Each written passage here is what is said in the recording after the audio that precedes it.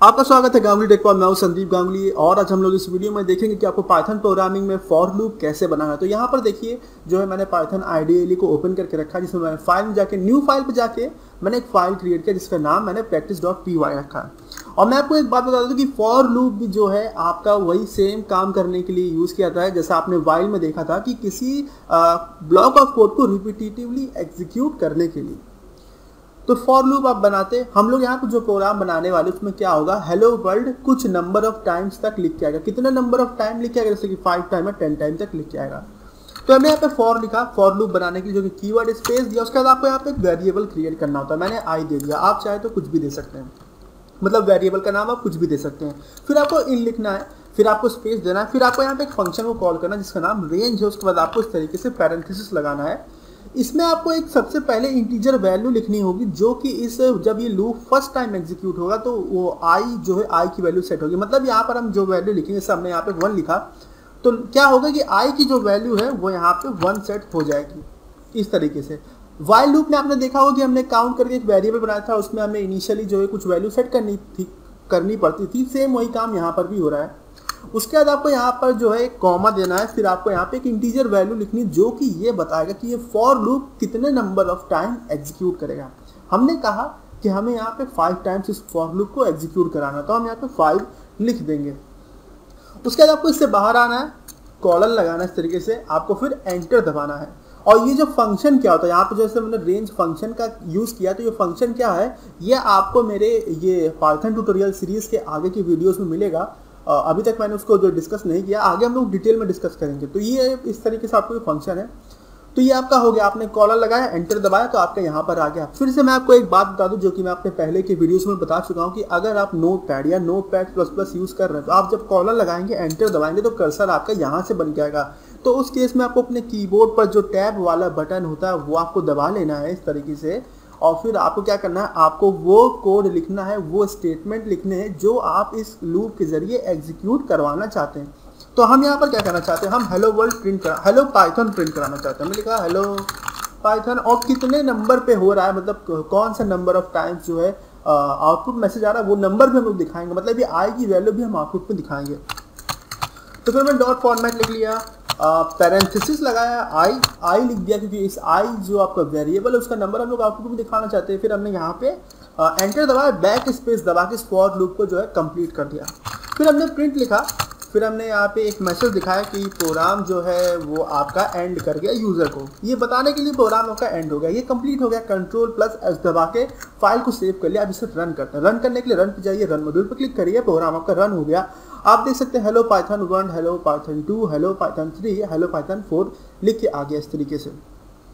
अब यहाँ पर एक चीज़ देख रहे हो कि आप कि हम लोगों ने क्या किया था, हम लोगों ने जो है रेंज फंक्शन में हमने यहाँ पर जो है 5 दिया था, तो हमारा लूप तो 5 टाइम्स चलना चाहिए था, लेकिन ये तो केवल 4 टाइम्स ही चला, 1 2 3 4। तो क्या करना होता है, आपको जितने भी टाइम्स लूप चलाना है उससे एक बड़ी वैल्यू देनी पड़ती है। अगर आपको 5 टाइम्स लूप चलाना तो आप यहाँ पे 5 नहीं 6 लिखेंगे। अगर आपको 10 टाइम्स चलाना तो आप यहाँ पे 11 लिखते। तो हमने यहाँ पे 11 लिख दिया। अब क्या होगा, आप 10 टाइम्स ही लूप चलेगा। तो हम लोग रन पे जाते हैं, रन मॉड्यूल पे क्लिक करते हैं तो आप देखेंगे कि देखिए 1 2 3 10 तक चला, 10 टाइम्स आपका लूप चला और ये आपका मैसेज आउटपुट में आ गया।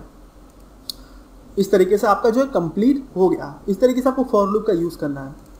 अब जो है हम लोग कुछ एग्जांपल्स देखते हैं इसी पर, फॉर लूप पर बेस्ड। तो यहाँ पर देखिए मैंने एक फॉर लूप का यूज करके एक प्रोग्राम बनाया जिसमें हमारी 18 की मल्टीप्लिकेशन टेबल आउटपुट में दिखाई देगी।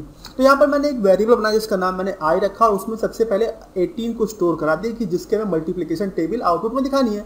उसके बाद फॉर लूप में मैंने एक वेरिएबल बनाया जिसका नाम मैंने जे रखा और यहाँ पर रेंज वाले फंक्शन में इनिशियल वैल्यू मैंने 1 से दिया और उसके बाद कॉमा लगा के 11 दिया। यहाँ पे देखिए मैंने 10 नहीं दिया क्योंकि मैंने अभी आपको बताया कि अगर आपको जितने टाइम्स ये लूप चलाना है उससे एक बढ़कर आपको देना है, मतलब उसमें 1 ऐड करके वैल्यू लिखनी है। जैसे अगर आपको 10 टाइम्स चलाना तो आप यहाँ पे 11 लिखेंगे, तो मैंने वही काम यहाँ पे किया। उसके बाद मैंने क्या किया, यहाँ पे प्रिंट में जाके सबसे पहले आपका यहाँ पे देखिए यहाँ पे 18 इंटू 1 लिख के आएगा, फिर इक्वल टू 18 इंटू 1 क्या होता है, कितना होता है 18, तो यहाँ पे 18 लिख के आएगा। मतलब इस तरीके से मल्टीप्लिकेशन टेबल प्रिंट होगी। और यहाँ पे फॉर्मेट का यूज़ करके जो भी हमने जो आपको जो आउटपुट में जो वेरिएबल्स हम दिखाना चाहते हैं उनका नाम हमने लिख दिया कि सबसे पहला जो हम आई दिखाना चाहते हैं आई दिया, सेकेंड वाले पे हम जे आना चाहिए, जे आ गया। और ये थर्ड वाले पे क्या होना चाहिए, आई और जे को आपस में मल्टीप्लाई करके जो भी रिजल्ट आए वो आउटपुट पे यहाँ दिखना चाहिए। तो उसके लिए हमने यहाँ पे एक पैरेंथेसिस इस तरीके से क्रिएट किया, ब्रैकेट क्रिएट किया, उसके अंदर आई मल्टीप्लाइड बाई जे लिख दिया। प्रोग्राम कंप्लीट हो गया। अब हम लोग इसे रन करते हैं। रन पे गए, रन मॉड्यूल पे क्लिक किया और आप ये देख सकते हैं 18 × 1 18, 18 × 2 36, इस तरीके से आपका जो मल्टीप्लिकेशन टेबल आ गया 18 का।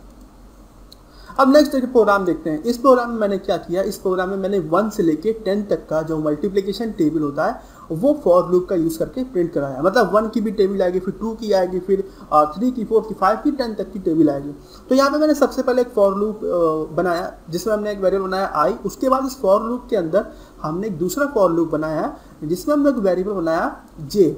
और इस तरीके से भी आप फॉर लूप क्रिएट कर सकते हैं। मतलब एक फॉर लूप के अंदर दूसरा फॉर लूप, दूसरे के अंदर तीसरा, तीसरे के अंदर चौथा, इस तरीके से भी आप फॉर लूप बना सकते हैं। तो वही काम हमने यहाँ क्या किया है। तो क्या होगा कि जब i की वैल्यू 1 होगी, जब ये लूप फर्स्ट टाइम रन करेगा तो i की वैल्यू 1 होगी, तो i की वैल्यू यहाँ पे 1 आ गई। j की वैल्यू क्या होगा, 1 से लेकर 10 तक जितना होगा वो सारे एग्जीक्यूट करेंगे। मतलब i की वैल्यू 1 रहेगी, j यहाँ पे 1 होगा, फिर i की वैल्यू 1 होगी, फिर j की वैल्यू 2 होगी, फिर i की वैल्यू 3 होगी, फिर j की वैल्यू 3 होगी, तो i की वैल्यू 1 रहेगी, 1 रहेगी, फिर 3 होगी, फिर इस तरीके से जो है आपका हर एक के साथ, हर एक i की वैल्यू के साथ ये सारे j एग्जीक्यूट होंगे 1 से लेकर 10 तक, और इनको फिर मल्टीप्लाई करके जो है हम लोगों ने मल्टीप्लिकेशन टेबल बना दिया। तो अब इस प्रोग्राम को भी रन करते हैं। रन पे जाइए, रन मॉड्यूल पे क्लिक करिए और आप देखिए, ये देखिए आपका आउटपुट आ गया। सबसे पहले 10 की टेबल, फिर आपका जो है मल्टीप्लिकेशन 9 की टेबल आ गई, और फिर आपका जो है 8 की भी टेबल आ गई, फिर आपका 7 का टेबल आ गया, 6 का भी आ गया, 5 का भी आ गया, फिर 4 का भी आ गया, और 3, फिर 2 और फिर 1। तो ये आप देख सकते हैं मल्टीप्लिकेशन टेबल जो प्रिंट हो गया। अब नेक्स्ट काम जो है आपका फॉर लूप जो होता है वो आपका लिस्ट के एलिमेंट्स को एक्सेस करने के लिए भी किया जाता है। अब ये लिस्ट क्या होता है, देखिए लिस्ट के बारे में मैंने अभी तक आपको नहीं बताया। लिस्ट के बारे में जो वीडियो है आगे आने वाला है उसमें मैंने लिस्ट के बारे में बताया, लेकिन मैं आपको फिर भी फॉर लूप से लिस्ट को कैसे एक्सेस करना वो मैं आपको बता देता हूँ। तो देखिए लिस्ट बनाने के लिए क्या करना होता है, आपको इस तरीके से अपना एक लिस्ट वेरिएबल बनाइए। और लिस्ट का मतलब होता है कलेक्शन ऑफ आइटम्स। अगर आप लोग सी पढ़ चुके हैं, अगर आपने जावा पढ़ा, अगर आपने PHP पढ़ा है, तो उसमें आपने एक चीज़ पढ़ा जिसे एरे कहते हैं। तो एरे और लिस्ट दोनों एक ही चीज़ है। पाइथन में लिस्ट और उस प्रोग्राम में एरे, तो वही सेम चीज़ हुआ। और बनाने का तरीका है कि वेरिएबल का अपना नाम दीजिए, कोई भी नाम रख सकते हैं, इक्वल टू लगाइए। फिर आपको क्या करना है, फिर आपको इस तरीके से जो है स्क्वायर ब्रैकेट लगाना चाहिए, 2 स्क्वायर ब्रैकेट इस तरीके से, और उसके अंदर कॉमा सेपरेट करके आप वो वैल्यूज लिख देते हैं जो कि आप इस लिस्ट में स्टोर करना चाहते हैं। जैसे कि मैंने यहाँ पे संदीप, यूट्यूब, गूगल, फेसबुक ये वैल्यू लिख दी, और ये सारी स्ट्रिंग वैल्यूज है। उसके बाद बारी आती है कि इन लिस्ट के एलिमेंट्स को अगर आपको एक्सेस करना है तो उसके लिए फॉर लूप का यूज करिए। फॉर लिखिए जो आपका फॉर लूप का कीवर्ड है, फिर आपको यहाँ पे एक वेरिएबल क्रिएट करना होगा जिसका नाम मैंने आइटम रखा है। आप कुछ भी रख सकते हैं। ये वेरिएबल क्या करता है, ये वेरिएबल जो है आपका लिस्ट के सबसे पहले जब ये फर्स्ट टाइम लूप रन करेगा तो ये वेरिएबल जो आपके फर्स्ट एलिमेंट को, मतलब इसको एलिमेंट भी कहते हैं, वैल्यू को, उसको जो है पॉइंट करेगा। जब ये लूप सेकेंड टाइम रन करेगा तो आइटम जो इसको पॉइंट करेगा, फिर थर्ड टाइम पे ये, फिर इस तरीके से। और जब तक इस लूप, मतलब ये लिस्ट में वैल्यूज एग्जिस्ट करती हैं तब तक ये लूप चलता रहेगा, और आपका जो आइटम वाला जो आपका वेरिएबल है वो वैल्यूज को पॉइंट करता रहेगा। और फिर इसी आइटम को जब हमने आउटपुट में दिखा दिया तो क्या होगा, एक के बाद एक ये सारे वैल्यूज जो आउटपुट में आ जाएंगे। तो अब हम लोग देखते हैं इस प्रोग्राम का आउटपुट देखते हैं। रन पे गए, रन पे मैंने क्लिक किया तो आप यहाँ देख सकते हैं सबसे पहले संदीप, यूट्यूब, गूगल, फेसबुक, इस तरीके से हमारे सारे आउटपुट आ गए। प्रोग्राम को हम लोग दोबारा से देखते हैं तो उससे चीज़ें और क्लियर हो जाएंगी। आप देख सकते हैं कि हमारा नेम करके एक लिस्ट था, उसमें सबसे पहले संदीप था, संदीप आ गया, यूट्यूब था, यूट्यूब आ गया, गूगल था, गूगल आ गया, फेसबुक था, फेसबुक आ गया, और आखिर में आपका ये प्रोग्राम इस तरीके से एंड कर गया। तो ये हो गया कंप्लीट। अब अगर आपका इस वीडियो से कोई भी डाउट हो तो आप कमेंट सेक्शन में पूछिएगा, और अगर अभी तक आपने मेरा चैनल सब्सक्राइब नहीं किया तो कर लीजिए, जिससे कि सारे फ्यूचर अपडेट्स आप तक पहुंचते रहे। और ये वीडियो देखने के लिए धन्यवाद।